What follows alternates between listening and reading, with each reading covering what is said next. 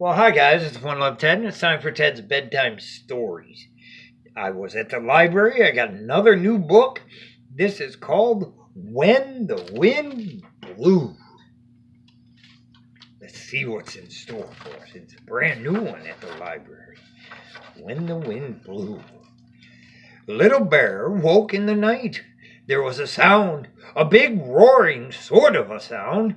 What could such a loud and scary sound be?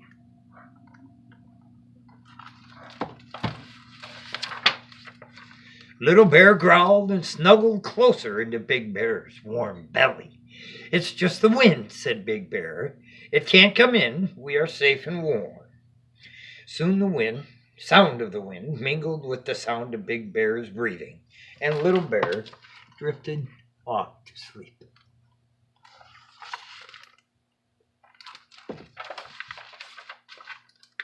Good morning, little one, Big Bear woke Little Bear with a kiss on his nose.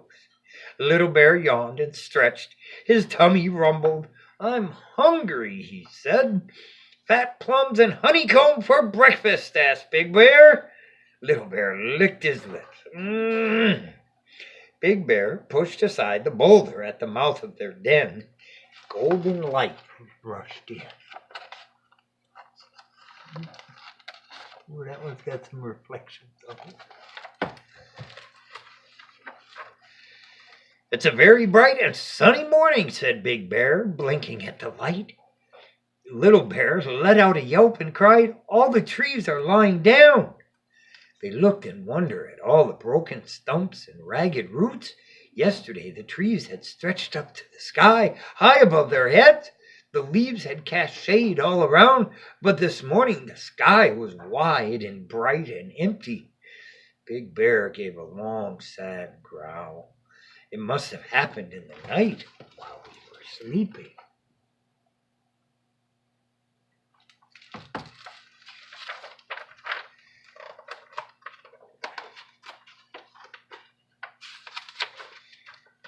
Who did it? Asked Little Bear. Who knocked all the trees over? I guess it was the wind, said Big Bear. There must have been a very big storm. I remember I heard it roaring in the night, said Little Bear. Suddenly his tummy gave a loud rumble. Can we still have breakfast? He asked. Big Bear smiled and patted Little Bear on the head. Well, we won't have to climb for honey or fruit today.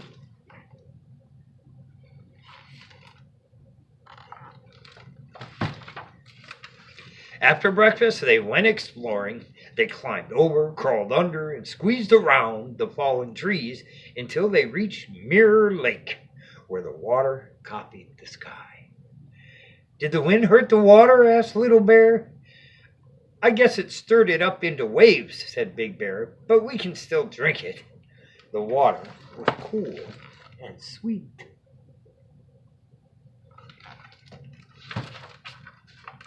The birds must have had a terrible night, said Big Bear. We're lucky, said Little Bear. We sleep in a strong den, don't we? Big Bear nodded. The birds will have to find a new trees to roost in, and we will have to move too.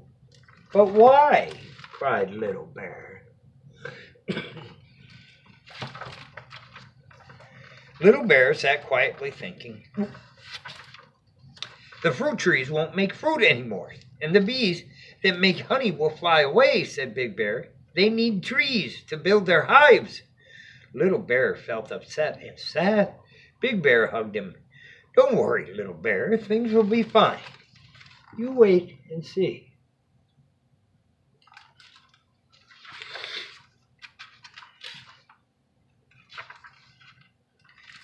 Little Bear sat quietly thinking. Things will be all right, he thought, as long as I have Big Bear. Come on, Little Bear, let's ride the river. Big Bear splashed into the lake and lay down in the water, floating belly up. Little Bear climbed on top. Big Bear was like a big, furry boat. The river left Mirror Lake with a swoosh. As he bobbed along on Big Bear's belly, Little Bear looked around him. Not one tree was left standing. What if all the trees in the world had blown down?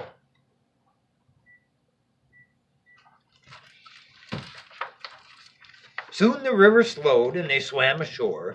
Here was a pretty meadow. They lay among the sweet-smelling flowers and let the sun dry their fur. Why didn't the wind blow the flowers away? Asked Little Bear. They bend, said Big Bear, and when the wind passes, they spring up again. I can bend, said Little Bear.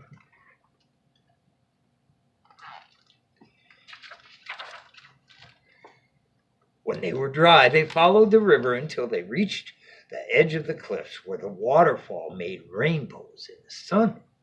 Look, cried Little Bear, the trees in the valley are still standing. I guess the cliff protected the trees from the wind, said Big Bear.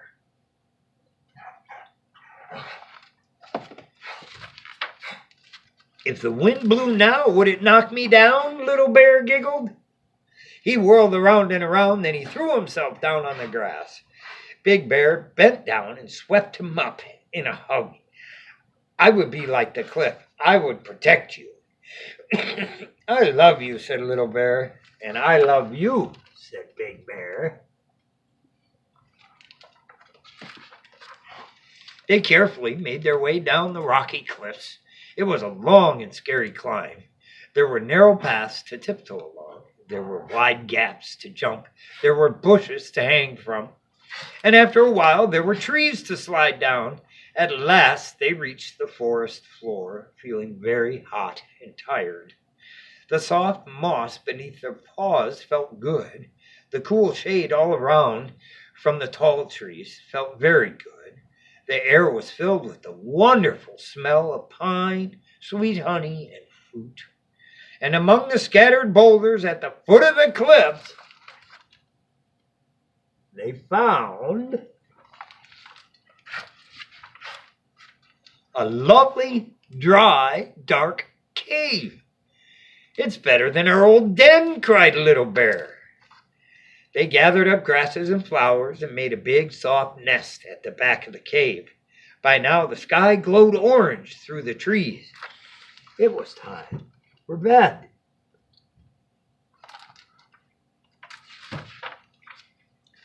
It had been a long and strange day, and the two bears felt very sleepy. They cuddled up together, safe inside their new home. I don't miss our old den at all, said Little Bear as he snuggled up to Big Bear, because I'm with you. Wherever we are, I feel I'm at home.